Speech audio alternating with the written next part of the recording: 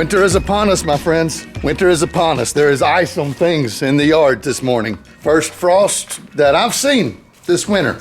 This is December the 11th or 12th. I don't know. All my days seem to run together when I don't look at the calendar with any sort of, oh, I fail. Oh, I need my sunglasses. I fail even harder. But I'm gonna go in here and I'm gonna make a nose protector. If you wear glasses like me, goggles are almost a nuisance. Everything fogs up. I mean, when they get cold, you breathe on them, you're huffing and puffing, and then you try to take off and you're taking off into the fog. And I've done it and they clear up pretty quickly, but it's a hazard. I mean, it takes your vision away. With the nose protector, you don't have to worry about covering them and getting your breath all over them. You can leave them just sort of sitting here. They're not foggy just on my face. If you impede your breath in any way, it fogs them up. Now, you could do like heated glasses, whatever. I've got some projects that I'm working on regarding all that, but a nose protector.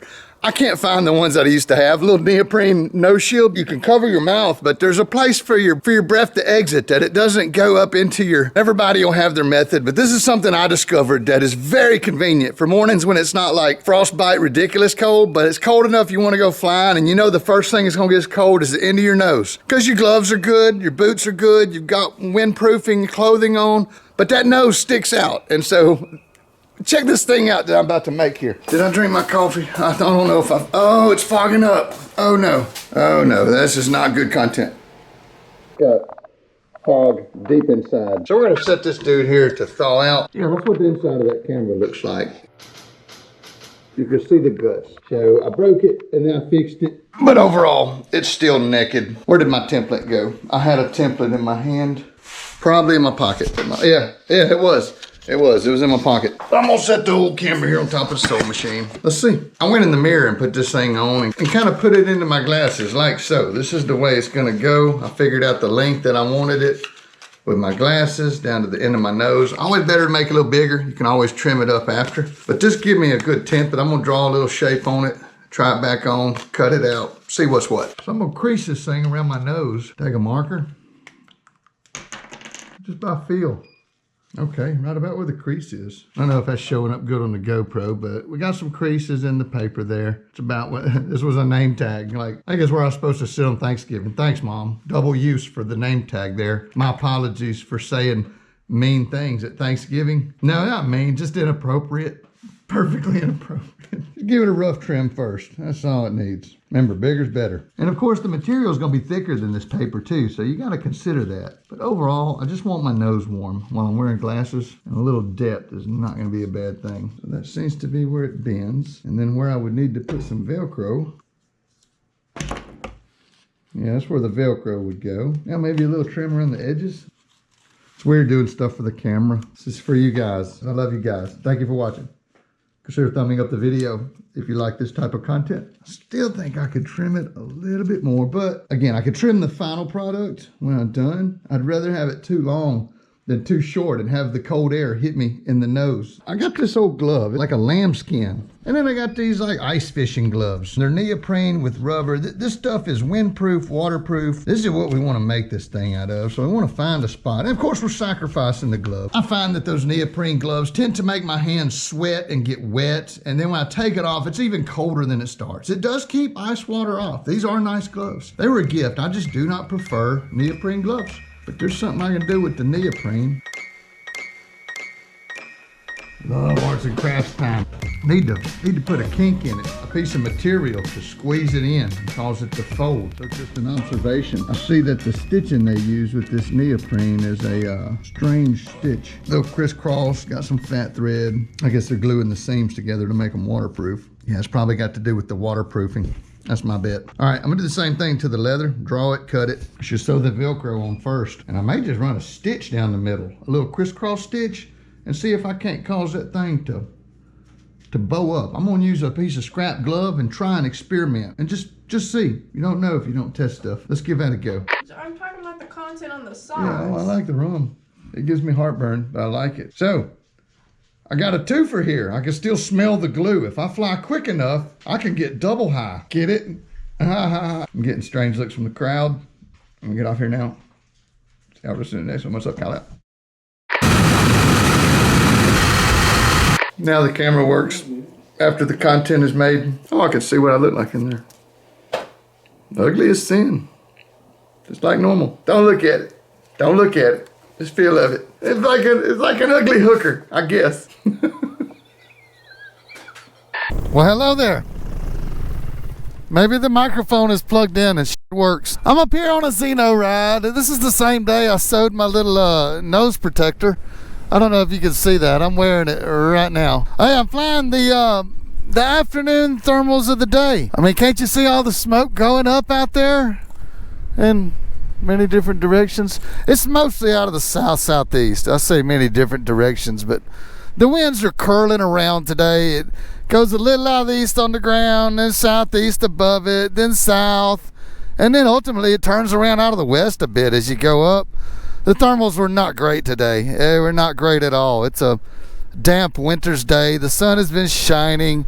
Earlier on, it was probably held together okay, but the winds have lightened up, as have the thermals, and the bubbles are weak. I was up here struggling with some buzzards a while ago. I've probably been flying for 30, 45 minutes. It was a late start, but I had some stuff to do at the house and the shop, making throttles. So I like making stuff. There's turbulence. I put on a Vario, but I've not been able to hear it. I also lost the music about 20 minutes ago, and I can't get off the controls long enough to, it's enough bumps that you don't want to completely disregard the edges here. So, yeah, I'm in a little lift here. Where's Alan at? I got another pilot in the air with me. Oh, he's over there. But there's plenty of room. Oh, I actually turned into the field a little early there. But because the winds are shifting around, it's tough to say what's early, what's late. Let's see if I can get around in a full circle before I clear these trees here. Oh, yeah, you hear that? Sound of the Vario. Oh, it's going up now. It's going up now, but that's just a balloon. I was just ballooning the glider. I'm not a good pilot. Don't listen to me. Don't listen to my Vario. Wind's changing around. It looks mostly east now. By the time I get over there, it'll certainly be something different. And I'm in kind of a lift bubble right here. Like, this was the only sort of beeps that I was getting anywhere, but I'm turning real shitty though. I'm not trying to maintain lift in this area. I just feel it here. And every time I turn, I might lose 10 feet, gain 5. It's completely gone now. Completely gone now. But I can't smell the glue as much. Oh my gosh, I can't smell the glue as much. I got double high anyway because I had a motor and I had some thermals. Now, which side of the truck do I want to hit? Let's get target fixation here. Oh, no, we're going to glide right over the trucks because we're on a Xeno. Close as I am, though. Oh, look, I'm going to land right here in this patch of nice grass. Right. Slow down. Shit. Oh, I flew right over the field and landed down here at the bottom in the mud hole. That's my luck. Stupid. Oh, don't go down in the mud, Xeno. Fucking Xeno, man. No, I'm gonna keep flying. You gonna keep flying without you.